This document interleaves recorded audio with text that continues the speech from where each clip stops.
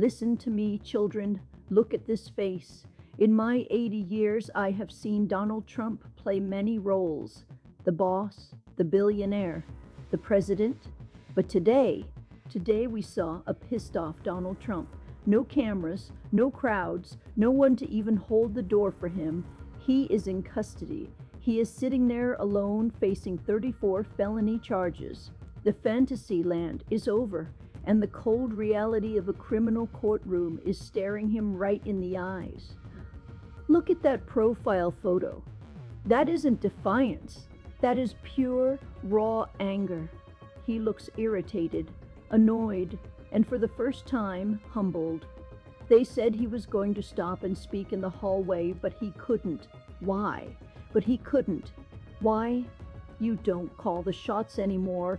He sat there in that room back in April 2023, a room closed to the public, and he had to listen to 34 counts of falsifying business records. He pleaded not guilty, but his face told a very different story. And don't forget, on May 30, 2024, a jury of 12 ordinary people found him guilty on every single one of those counts. It's a striking sight. A man born into wealth, a man who has escaped consequences for decades, finally sitting at that defendant's table. Imagine that.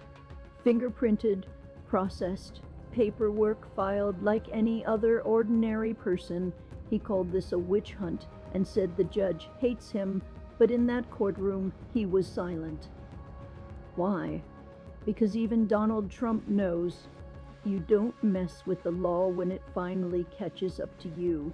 The receipts are unsealed now, and they are heavy, so heavy even his private plane can't lift the weight of these crimes. You can be the wealthiest man in the world. You can have lawyers on both sides. But in that moment, you are alone. Alone before a judge. Alone before the law. I've seen street-level criminals and big-shot CEOs in that same chair, and that humility comes for everyone eventually. Donald Trump never thought he'd be here. He thought he was untouchable, but look at him now. Just a man with a rap sheet, the first former president to be a convicted felon.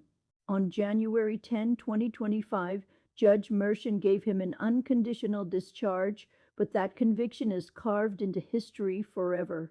This is a moment he will never forget, and neither will we. The indictment is live.